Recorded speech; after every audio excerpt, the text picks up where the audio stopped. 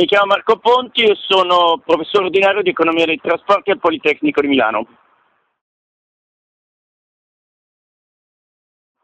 Quella linea sembrerebbe non indispensabile, sicuramente avere una priorità molto bassa rispetto a altri interventi, perché i costi sono elevatissimi e il traffico, sempre stando alle cifre ufficiali, molto modesto, tra i traffici più modesti di tutti i valichi italiani delle Alpi.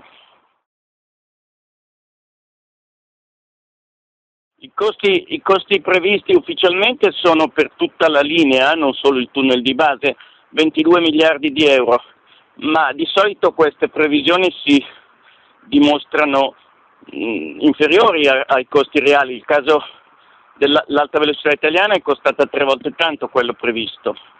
I benefici per i passeggeri sono rilevanti, ma in questo caso i passeggeri previsti sono pochissimi. La linea quindi dovrebbe essere essenzialmente per il traffico merci, ma il traffico merci attualmente è di 3 milioni di tonnellate all'anno e stava declinando già nei 10 anni passati, cioè è una relazione che sembra avere scarse prospettive di crescita, perché poi avrà anche la concorrenza del nuovo tunnel del Gottardo svizzero, che va grosso modo nella stessa direzione. Quindi sembra difficile che il traffico saturi la linea esistente, che può portare fino a 20 milioni di tonnellate senza spendere un euro. Difficile che superi questa soglia.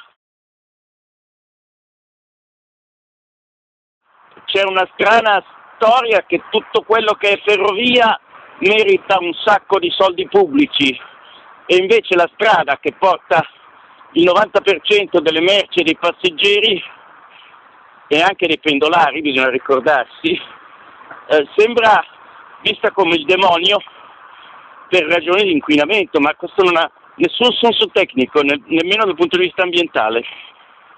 L'impatto ambientale di qualsiasi nuova costruzione è piuttosto elevato. Se l'opera è molto utile, può darsi che i benefici anche ambientali superino le emissioni di cantiere, ma in questo caso, dati i dubbi fortissimi che ci sono sull'utilità dell'opera, c'è anche il rischio che dal punto di vista ambientale lo spostamento di traffico dalla strada alla ferrovia sia molto modesto e quindi i benefici di riduzione di impatti ambientali siano molto modesti. Sono previsti 14 treni al giorno su 250 di nuova capacità. Il traffico merci ferroviario è in declino in tutta Europa, con poche eccezioni.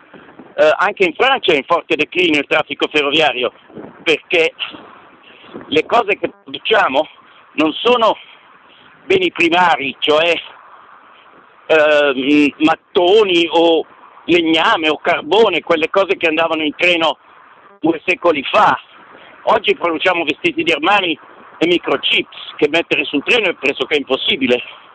Una delle cose, se si vuole aumentare la capacità del sistema ferroviario, ma non ce n'è bisogno, è molto meglio intervenire sulle tecnologie che costano molto di meno e riescono a far fronte assai bene a eventuali aumenti di domanda, se gli aumenti di domanda ci saranno, ma finora sono stati quasi da encefalogramma piatto, nonostante, devo ricordare, che il modo stradale è super tassato in tutta Europa, mentre il modo ferroviario è super sussidiato. E ciò nonostante il modo stradale vince. Ma perché? Perché la gente è stupida e cattiva? No, probabilmente perché sono ragioni strutturali per questo, cioè abbiamo stili di vita e tipi di produzioni che non vanno più molto d'accordo col modo ferroviario. Ovviamente gli interessi dei costruttori, ma quelli ci sono sempre e comunque. Il problema vero è la disattenzione che c'è del rapporto tra costi e benefici delle opere, soprattutto la priorità. Non è fatta una ragionevole prioritizzazione delle opere in funzione del rapporto costi-benefici, che è l'unico modo con cui si può ragionare seriamente in questi casi.